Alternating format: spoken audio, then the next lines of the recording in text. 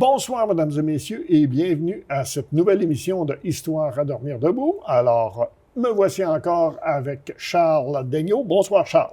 Bonsoir, André. Moi, c'est André Pelchat, et ce soir encore, on a deux sujets. Bien, finalement, on peut trouver un point commun dans le fait qu'il y a les débuts de certains côtés de la science, et qui commencent un peu à la même époque. Et en plus, on va parler d'invention. On va parler donc, pour une fois... D'aventure. Oui, pour une fois, ça se rejoint un petit peu. Alors, moi, je vais vous parler des premières tentatives de communiquer avec les extraterrestres. Ça date de bien avant les radiotélescopes. Et toi, Charles, ben là, on va parler d'inventeurs sous pression. Oui. Alors, vraiment, et semble-t-il qu'il faut prendre ça au sens mot à mot, vraiment, littéral. Alors, je te laisse commencer. Dans le cas actuel, absolument. J'ai déjà mentionné, j'ai déjà parlé de ce qui est arrivé au submersible Titan de la compagnie OceanGate, qui est la propriétaire d'un dénommé Stockton Rush, en 2023. À la 8e plongée sur le Titanic, ils ont implosé, puis 110 ans après son naufrage, le Titanic a fait 5 nouvelles victimes en 2023. C'est parfois le cas avec les épaves de navires, qu'on pense au Empress of Ireland, qui a fait 5 victimes, et aussi l'Andrea Doria. Mais dans le cas du Titanic, il y a le mystique autour de la profondeur et puis de l'inaccessibilité et puis du fait aussi que c'est la catastrophe la plus connue. Donc, c'est inévitable qu'il y a des compagnies qui vont tenter de capitaliser sur ça. C'était l'intention de M. Rush. Le problème avec la plongée dans les abysses, c'est la pression. Et puis, on va reculer un peu dans le temps. On va s'en aller en 1773, 200 ans auparavant. Un dénommé John Day, qui est un charpentier de son État en Angleterre, il va faire le premier essai expérimental de plongée en grande profondeur. En fait, on va appeler ça plongée atmosphérique, parce que le principe, l'idée, c'est que à l'époque, il y avait une richesse à récupérer des navires qui avaient sombré, par exemple, dans l'entrée des ports, des batailles navales, les canons, les boulets, tout ça, ça valait une fortune. Il y avait déjà des entrepreneurs ingénieux qui avaient commencé à inventer des dispositifs pour aller récupérer ça. John Day faisait partie du groupe, mais par contre, il était un peu, disons, ignorant des principes d'aller sous l'eau, oui, entre autres celui de la pression et de la respiration. Il faut comprendre que c'est des choses qui étaient connues de la science à l'époque, oui. Mais c'est la science qui n'était pas connue du grand public, si on peut dire. L'information a quand même percolé jusqu'à M. D. Ils lui ont dit, tu ne pourras pas accomplir ça, tu seras plus capable de respirer. Mais comme je mentionnais tantôt, ces gens-là sont souvent dans une chambre d'écho. Et puis, ils sont tellement focusés sur le but, l'accomplissement, qu'ils oublient que probablement que ça fonctionne pas. En fait, ils l'enlèvent carrément de leur répertoire. Et souvent, ils sont entourés de gens qui ne font que leur dire qu'ils ont raison. Mais il va falloir du financement à un moment donné. Donc, un autre individu dénommé Christopher Blake, lui, qui va se présenter, et puis il va proposer de financer le sous-marin. Et puis, le sous-marin, on va appeler ça un sous-marin. Il s'agit d'un bateau, d'un voilier à l'ancienne, sur lequel John va construire un caisson rectangulaire étanche. Et puis, il va avoir des grandes tiges avec des boulons qui vont soutenir des poids, c'est 60 tonnes de poids, et puis qui va faire enfoncer le bateau. Pour remonter, notre aquanaute va dévisser les boulons à l'intérieur. Déjà que bon, on va continuer, mais je crois pas qu'il aurait été capable de dévisser un seul boulon. Avec la pression. Entre autres, puis l'obscurité, puis de toute façon, il ne serait pas rendu, il planifiait de descendre à 30 mètres. Bon, mais là, on va rapidement passer. Malgré les obstacles, le bateau est préparé, le caisson est construit, l'argent est disponible, et puis M. Blake, en plus de ça, va prendre des paris sur le côté. Parce que lui, il s'attend vraiment pas à ce que ça fonctionne. Son instinct semble lui dire, mais bien, il va commanditer ça pareil. Mais comme lui aussi, il va se faire convaincre à un certain moment donné. Mais au point de départ, le gars, c'est pas un scientifique, c'est plus un... Comment on appelle ça? Pas un escroc, mais un maniganceux. Appelons ça de même. Alors, le bateau, la Maria, c'est un bateau de quand même de 50 tonneaux. Là, c'est assez massif. Ce qui s'est produit, c'est que le jour de l'immersion, là, il n'y avait plus le choix. Là. Il fallait y aller. L'argent était là, puis le monde attendait. Il prévoit de descendre à 30 mètres. Le bateau va avoir 3 petites bouées, une noire, une blanche puis une rouge. Quand il s'y envoie la blanche, tout est correct. S'il envoie la noire, c'est remonter, je suis prêt à remonter. S'il envoie la rouge, c'est vite, remontez-moi, c'est dangereux. Alors, on rajoute du poids, le bateau coule pas. À un moment donné, après avoir rajouté tant de tonnes, le voilà qui s'enfonce. Quelques secondes. On n'a pas de notion, après sa disparition sous l'eau, il y a une énorme écume et puis bouillonnement qui va se produire. Les gens ne comprennent pas ce qui vient d'arriver, mais déjà un indice. Avec le recul, aujourd'hui, il a implosé. Ce qui a dû se passer, c'est que aussitôt qu'il est arrivé à 3 mètres environ, l'eau a commencé à rentrer à l'intérieur à travers les planches. À 5 mètres, 10 mètres, là, la pression était vraiment trop énorme et puis le bois commençait à flancher. Puis plus profond, bien, il a carrément, à ce moment-là, implosé. Et plutôt que de remonter immédiatement, on a dit qu'il était supposé de rester là quand même 12 heures. On va attendre 12 heures, à moins qu'il envoie sa bouée. 12 heures plus tard, on va continuer un peu. Après 3 jours, ils ont décidé d'essayer de remonter le bateau. Si on remontait, c'était un bout de planche avec un anneau et un crochet. Le bateau a implosé. Les épaves ont été envoyées au large par le courant, de sorte qu'on n'a jamais retrouvé M. D.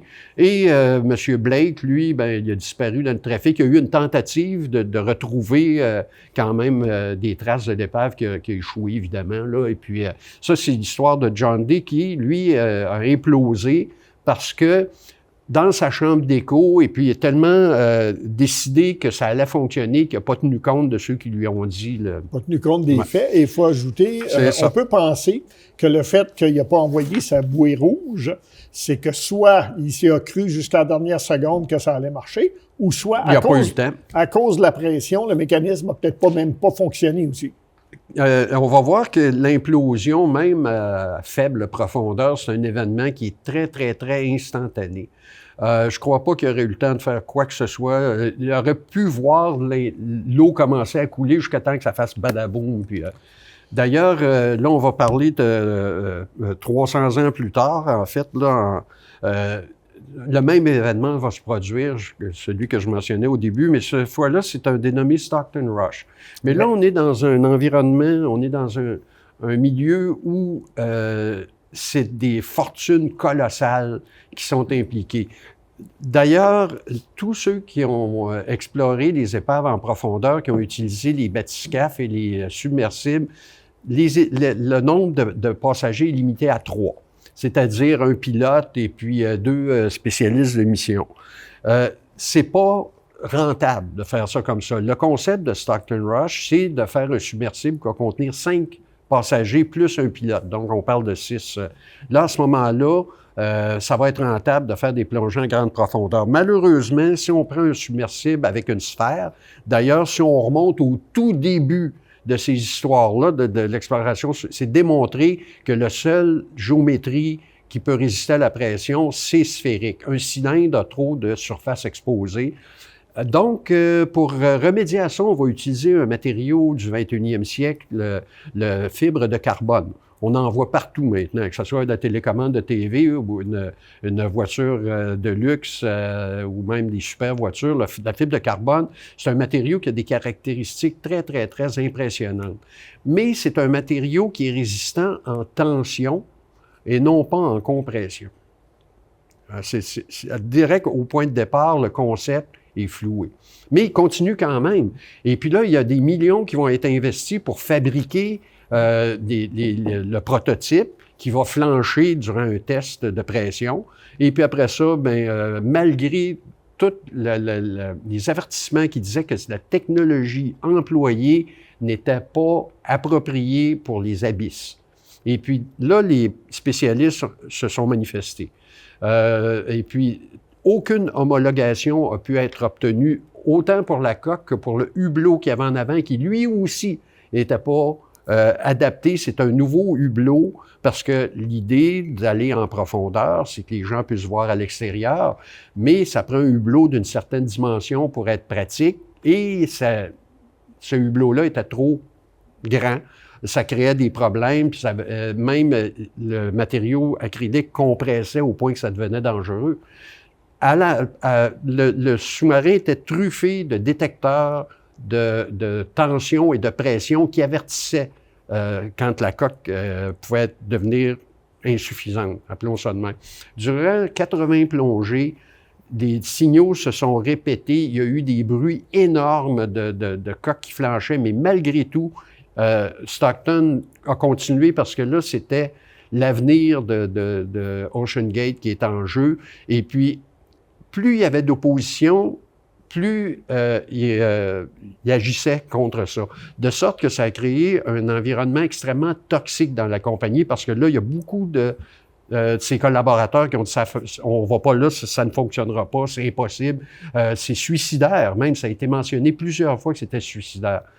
L'implosion, quand elle s'est produite, elle a duré 1/1000e de seconde. Le temps pour un signal de douleur de se rendre, par exemple, d'un bras au cerveau, c'est environ 1/100e de seconde. C'est tellement instantané que personne n'a eu le temps de s'apercevoir à l'intérieur, sauf qui ont déterminé, depuis les 2 dernières années avec l'enquête, que ça a été plutôt chaotique.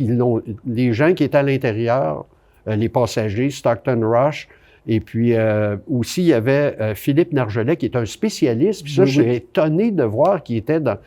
C'est là qu'on apprend que Stockton Rush a menti en disant que c'était sécuritaire et puis que tous les tests avaient été complétés, que le submersible était approuvé. Et puis, c'est ça qui a fait que, justement, M. Nargeolet a accepté de plonger parce qu'il savait, lui, j'imagine, en voyant... D'ailleurs, quand la nouvelle a sorti, je ne croyais pas que c'était ce submersible-là qui avait été plongé sur le Titanic, qui a été chanceux. D'ailleurs, sur les 80 plongées, il y en a seulement 7 qui sont rendus au Titanic. Les autres ont soit échoué ou ils n'ont pas été capables de trouver l'épave dans le fond à cause que de sonar qui était absolument un jouet. D'ailleurs, toute la conception même était faite pour couper les coins ronds. Ils ont mis des supports à des endroits qui ne devaient pas en avoir. Et puis, le submersible a été remorqué sur place. Tout ça, pour conclure rapidement, là, pour dire qu'on a affaire à 2 types qui vont mourir de la même façon, à des profondeurs différentes, à 200 ans, 300 ans d'intervalle. Par contre, ce qui les a amenés à cette catastrophe-là, dans le cas de John Day, c'est l'ignorance, puis il est seul à en avoir souffert. Dans le cas de Stockton Rush, ça a été toute une entreprise financière, entre autres, une technologie, des gens auxquels on a menti, de la poudre aux yeux, ils ont menti à la garde côtière, au gouvernement américain, au ministère des Transports, tout ça. Et ça a fait, en plus de ça, 5 victimes innocentes qui ont payé très, très, très cher pour se retrouver dans un piège au fond de l'océan. Mortel. C'est la différence aussi dans les 2 cas entre une époque où la science n'était pas toujours disponible et une époque où elle est disponible, puis on a choisi de l'ignorer. De l'ignorer, exactement. Ce qu'on voit de plus en plus, d'ailleurs, on a juste à penser à la politique aux États-Unis en ce qui concerne les vaccins de M. Kennedy. Et c'est plusieurs dans le domaine de la santé. On constate qu'il semble y avoir de plus en plus de gens qui choisissent les faits, qui font leur affaire, plutôt que de regarder les faits et ils choisissent les faits qui correspondent à ce qu'ils veulent faire. Ou qui les dérangent pas. Ou qui les dérangent pas et qui refusent les faits qui les dérangent. On a vu le président des États-Unis, il n'y a pas longtemps, limoger un fonctionnaire qui avait donné des statistiques sur le chômage qui ne faisait pas son affaire. Ce qui est la même chose que Staline qui avait fait ça avec le recensement dans les années 30. Il manquait du monde, probablement parce que Staline les avait tués, et Staline n'était pas content, donc il a limogé, il a fait assassiner le bureaucrate. dans le cas de Stockton Rush, il y a beaucoup de personnes qui avaient été invitées aussi, qui avaient donné leur nom, puis qui finalement, ils ont changé d'idée. Ils doivent soupirer après. Ça, c'est définitif. Et puis, de pousser autant, parce que là, ils cherchaient vraiment à recruter, même ils faisaient des rabais à certaines personnes. Et puis, c'était simplement... Mais le bateau craquait. Les gens qui ont plongé auparavant disaient qu'ils ont eu la peur de leur vie. Et puis, c'était... imaginez le type qui a construit un appareil, un avion, n'importe quoi, ce submersible-là, puis qui sait qu'il est en train de se désintégrer, puis qui continue quand même. Ça, c'est de la psychose. Maintenant, c'est criminel. C'est de l'aveuglement. Aveuglement. Voilà. On peut penser que c'est le complexe de l'inventeur qui dit je vais essayer quand même parce que si ça marche, je vais avoir prouvé que tout le monde a tort et que j'avais raison. Non seulement ça aussi, il a dit on en a fini avec les ingénieurs à l'ancienne. Je m'excuse, mais l'ingénierie, c'est un édifice. Ça se construit sur ce qu'on sait. Là, on en a fini avec l'ancienne. Maintenant, on a des nouveaux ingénieurs qui pensent en dehors de la boîte. Mais sauf ces ingénieurs-là, ils ont donné leur démission puis ils ont dénoncé ce qui se passait. C'est ça. Moi, je vais parler... merci. Moi, je vais parler d'un... on va être encore dans la science.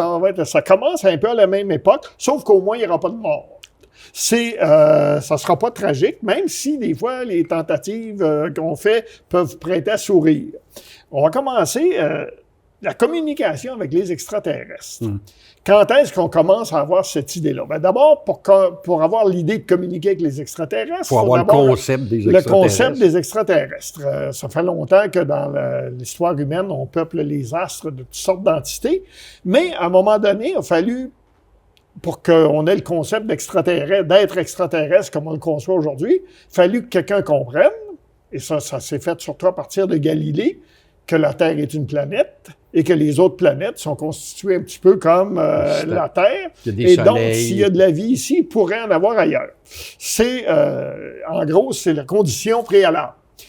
Mais à partir du moment où on pense qu'il y a peut-être des habitants sur la Lune, d'ailleurs, Johannes Kepler avait même écrit un roman, non pas Kepler, Copernic, avait même écrit un roman où le héros s'en allait visiter les habitants de la Lune, les habitants de Mars, etc., au 17e siècle.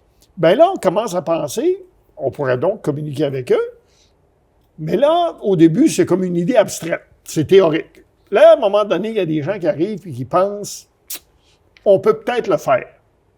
Alors, les premières tentatives vont finalement, première proposition de tentative, parce que finalement, ça ne se fera pas, ça va arriver à la fin, début du 19e siècle. Alors, d'abord, un personnage très important, c'est pas des charlatans qui s'embarquent là-dedans. Carl Friedrich Gauss, un mathématicien extrêmement important, astronome et physicien allemand, comme son nom l'indique.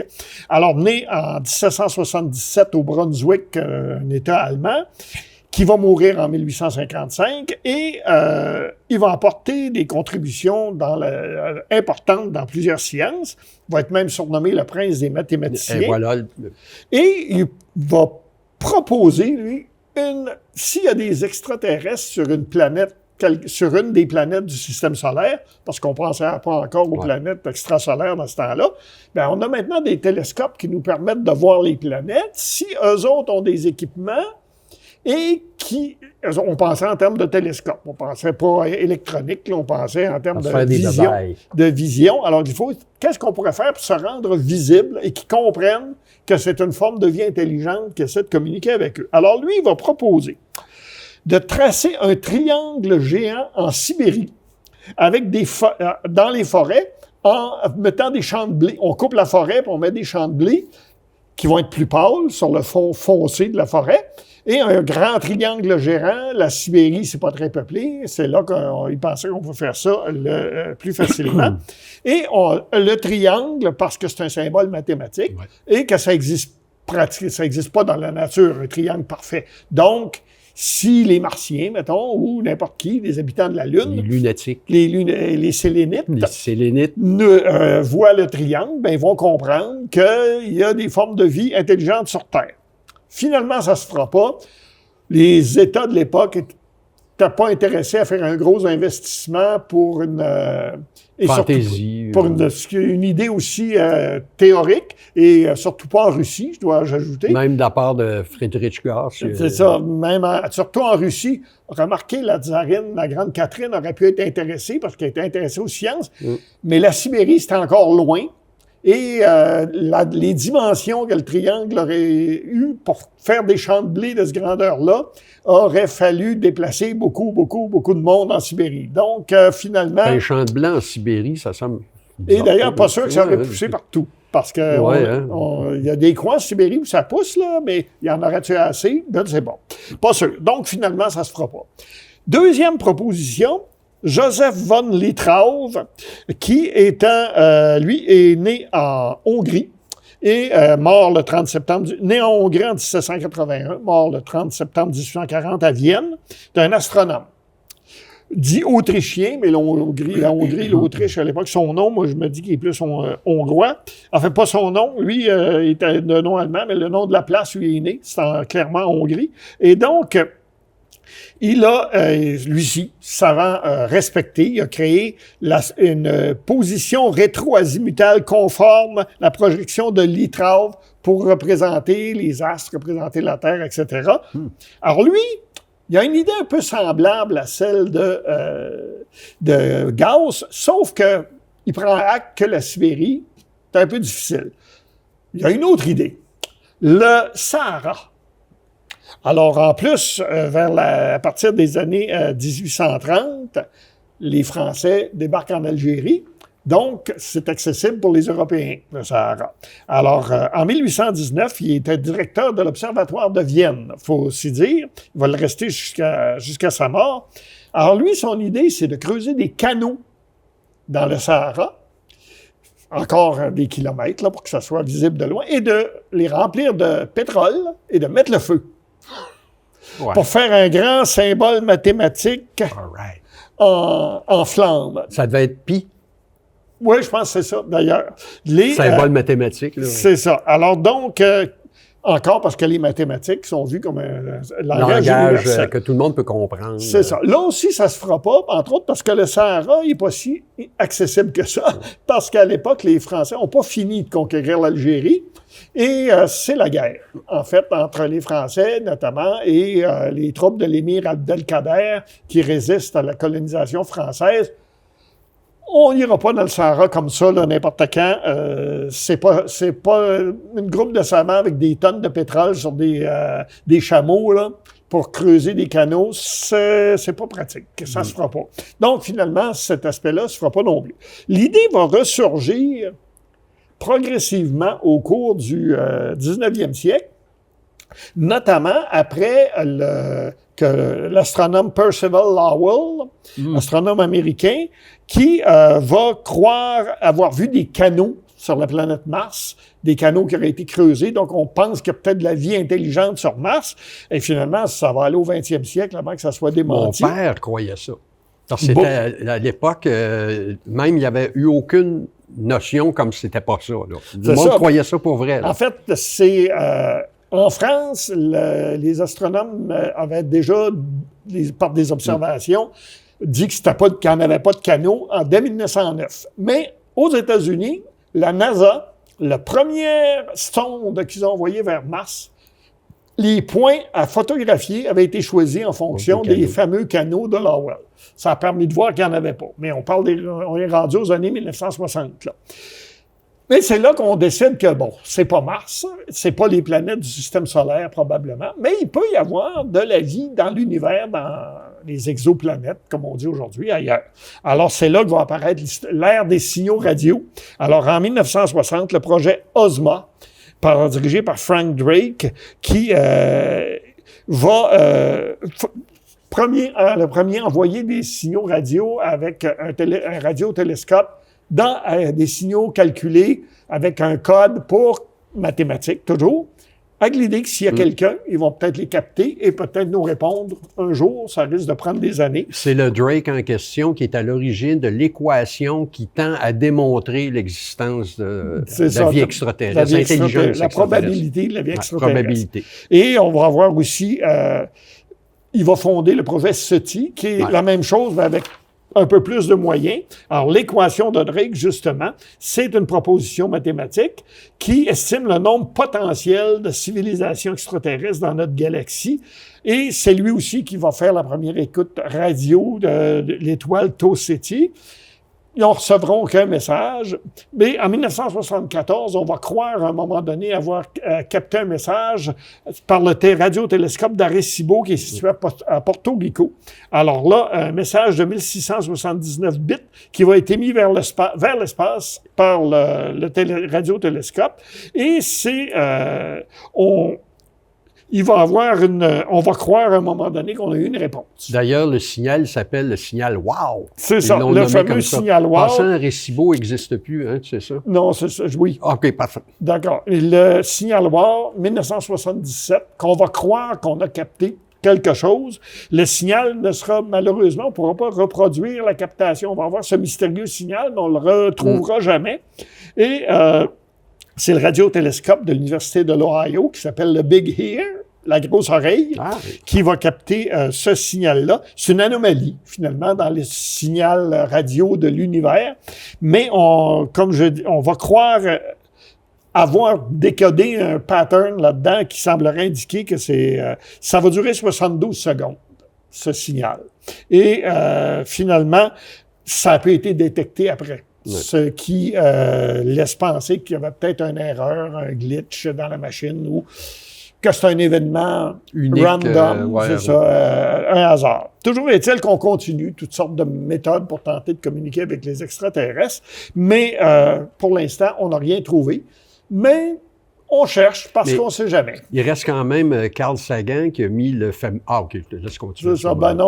On arrive à la fin de l'émission. Mais oui, Carl Sagan aussi a mis un message sur la station Voyager, pas la station, mais la sonde Voyager qui est envoyée, qui voyage encore, qui est maintenant dehors du système solaire. Et puis le disque en question est composé d'un matériau qui a été dit que même lorsque le Soleil puis l'univers va arrêter, va disparaître, ça va être là encore. C'est ça. Disent-ils. C'est ça. Et voilà, nous arrivons à la fin de notre émission. Alors, mesdames et messieurs, bonsoir et à la semaine prochaine.